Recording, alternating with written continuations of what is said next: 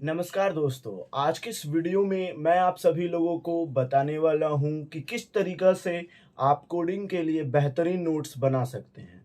तो इस वीडियो को पूरा एंड तक देखिएगा क्योंकि इस वीडियो में आप सभी लोगों को बहुत अच्छा जानकारी मिलने वाला है। एक्चुअली में यदि आप कोडिंग सीख रहे हैं या फिर कोई भी परीक्षा की तैयारी कर रहे हैं, इंटरव्यू की तैयारी कर रहे हैं, नोट्स नहीं बना रहे हैं, चीज़ों को सीख करके उसको लिख नहीं रहे हैं, तो आप बहुत बड़ा गलती कर रहे हैं।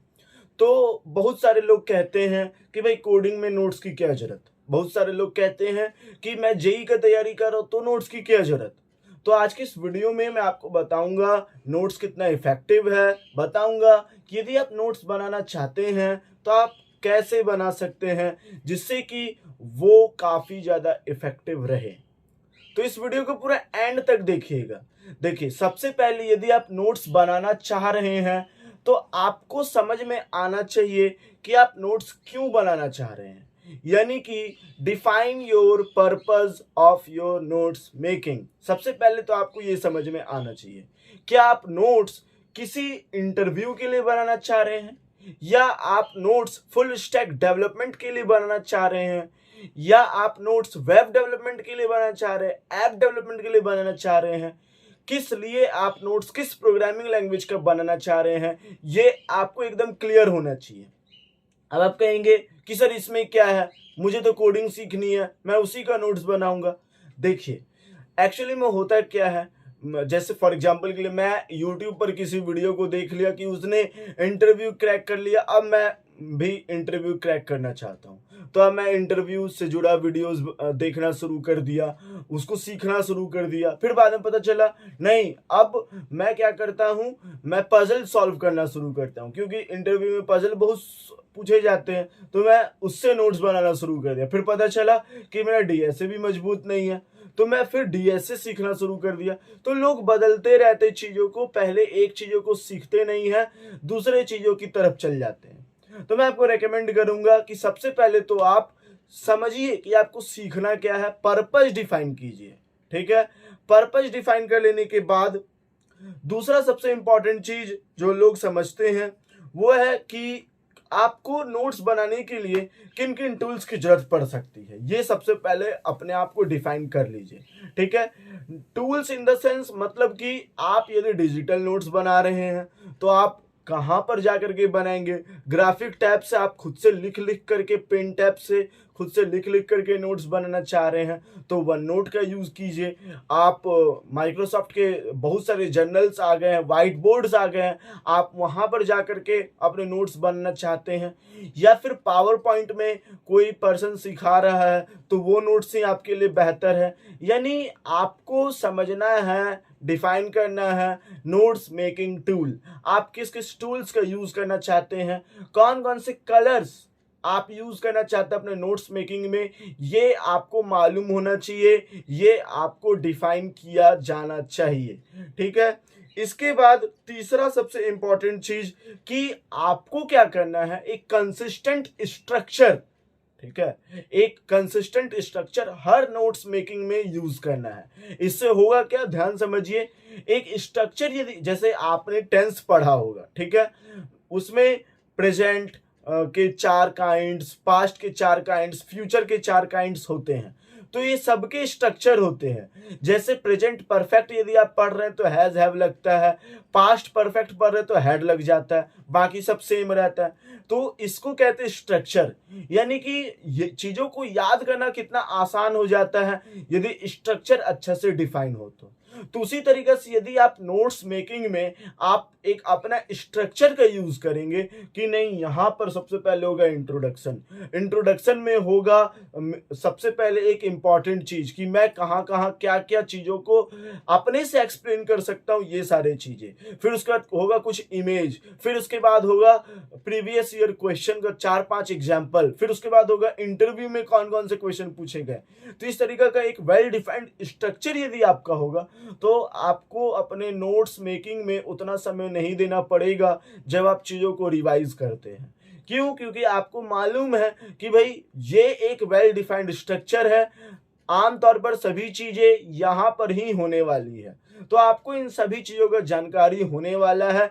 इसीलिए मैं आपको रेकमेंड करूंगा कि आपको अपने नोट्स मेकिंग एनवायरनमेंट में बेसिकली एक अच्छा स्ट्रक्चर का यूज किया जाना चाहिए। एक अच्छा स्ट्रक्चर रहेगा तो रिवाइज करने में आपको बेहतरीन फायदा मिलेगा। ठीक है, अब चौथा, आपको क्या करना है, अपने नोट्स में एक रेलिवेंट कोड स्निपेट्स का यूज करना है। इन द सेंस, यदि आप कोडिंग सीख रहे हैं, आपको कुछ बेहतरीन प्रोग्रामिंग लग गया, तो आप उसके स्क्रीनशॉट लेकर के अपने नोट्स में शामिल कर सकते हैं। या आपको कुछ बेहतरीन सवाल लग गया, तो आप कोडिंग का सवाल को स्क्रीनशॉट लेकर के या उसको सॉल्व करके या पेन टैब से आप खुद से हाथ से सॉल्व करके उसको अपने नोट्स मेकिंग टूल में, मतलब उस नोट्स मेकिंग में उसको जगह दे सकते हैं। इसको कहते हैं रेलिवेंट कोड स्निपेट्स को जगह देना अपने कोडिंग में। इससे क्या होगा, आपका समय बचेगा, आप लिखेंगे नहीं, आप टाइप करके लिखेंगे, तो एक तरीका का रेलिवेंसी आपको अपना कोड में दिखेगा। तो ये सभी चीजों को आपको ध्यान से समझना है। और तो और यदि आपको लग रहा है, पांचवा स्टेप, आपको लग रहा है कि मैं इस चीज को अपने अनुसार एक्सप्लेन कर सकता हूं, जैसे फॉर एग्जांपल के लिए ऐसे समझिए एक बहुत बड़ा कहानी है, ठीक है, तो आप उसको समराइज करके अपने अनुसार लिखते हैं।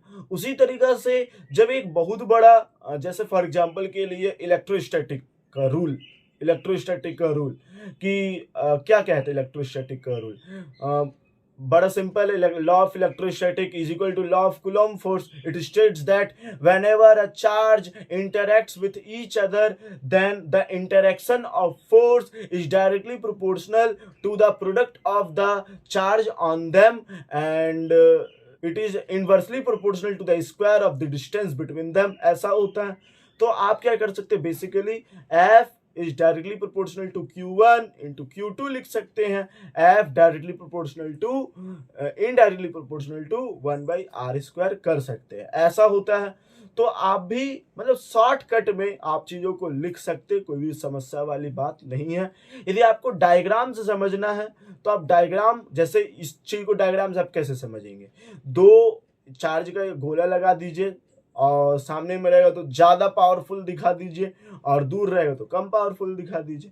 तो ये डायग्राम वगैरह यूज करने से आप चीजों को, कोडिंग में भी आप ऐसा कर सकते हैं। जैसे फॉर एग्जांपल के लिए आप सी लैंग्वेज सीख रहे हैं तो आपको आ गया, जैसे फॉर एग्जांपल के लिए आप लॉजिकल ऑपरेटर यूज करना चाह रहे हैं, एंड और फिर उसके बाद नॉट ऑपरेटर, ये तीन ऑपरेटर यूज करना चाह रहे हैं। तो बेसिकली इससे क्या होगा, जैसे एंड का डेफिनेशन बहुत लोग लिख देते हैं कि ये होता है वो होता है, बड़ा सिंपल एंड आप किस तरीके से लिख सकते हैं, मतलब दोनों ट्रू तो ट्रू, बस इस तरीके से आप लिख सकते हैं। और आप कैसे लिख सकते हैं, आइदर ट्रू और ट्रू, आइदर ट्रू तो फिर ट्रू, ऐसा होता है। नॉट क्या होता है, रिवर्स कर देता है। तो ये छोटे छोटे स्टेटमेंट का यूज करके आप अपने नोट्स को बहुत इनहेंस कर सकते हैं, 10 गुना इफेक्टिव बना सकते हैं। बहुत लोग क्या करते हैं, पूरा लाइन लिख देंगे, पूरा जो भी रहेगा नोट्स समझाने के दौरान टीचर का, वो पूरा छाप देंगे एज इट इज। तो ऐसे नहीं चलता है, आपको कुछ कुछ कीवर्ड्स का यूज करना होता है अपने नोट्स मेकिंग में। और सबसे इंपॉर्टेंट बात तो ये है कि सिर्फ नोट्स बना करके छोड़ देने से नहीं होता है, आपको एक एक हफ्ता में बार बार नोट्स को रिवाइज करना पड़ता है। क्योंकि ह्यूमन का टेंडेंसी होता है कि आप यदि आज उसको पढ़ रहे तो कल भूल जाएंगे, तो लेकिन एक हफ्ता में यदि आप उसको रिवाइज करते रहेंगे, प्रोग्राम्स बार बार कंप्यूटर में लिख लिख करके, बहुत लोग लैपटॉप होने के बावजूद भी, कंप्यूटर होने के बावजूद भी कॉपी में लिख लिख के प्रैक्टिस करते हैं। ऐसा कोई बात नहीं, आप कर सकते हैं, वो एक अच्छा कहीं ना कहीं माना जाएगा। लेकिन आपको क्या होगा, जैसे आप कॉपी में लिख रहे हैं तो कोई एरर का पता नहीं चल पाया कि आपने सेमीकोलन नहीं लगाया, तो कुछ एरर, टर्मिनेटर नहीं लगाया तो कुछ एरर आपको नहीं दिखेगा कॉपी में। लेकिन यदि आप लैपटॉप में लिखेंगे, पीसी में लिखेंगे, तो बहुत आसानी से आप एरर का आइडेंटिफिकेशन कर सकते हैं। तो मैं आपको रेकमेंड करूंगा कि प्रोग्राम्स को आप जरूर लिखिए अपने पीसी में, तो इससे काफ़ी ज़्यादा इफेक्टिव हो जाता है आपका नोट्स। ठीक है, आप बहुत ज़्यादा प्रैक्टिस कर सकते हैं, कहाँ कहाँ एरर्स आ रहे हैं आपको ये पता रहेगा। ठीक है। अब इतना करने के बाद 6 स्टेप्स में आपने बखूबी अच्छा से नोट्स बना लिया है। रिवाइज करते रहिए नोट्स का, ठीक है, और नोट्स को हमेशा अपडेट करते रहिए। ये नहीं कि मैं ये नोट्स बना लिया तो फिक्स है। नए नए सवाल इंडस्ट्री में आते रहते हैं, जगह छोड़िए। 4-5 पेज आप हमेशा लेफ्ट करके रखिए अपने नोट्स मेकिंग में। कुछ प्रोग्राम्स आ गए, 4-5 पेज काफ़ी रहेगा, इतना छोड़िए। और कभी कोई क्वेश्चन आ गए तो आप उसको वापस लिख सकते हैं। कभी कुछ कॉन्सेप्ट आपको समझ में आ गया अच्छा से तो आप उसको अच्छा से लिख सकते हैं।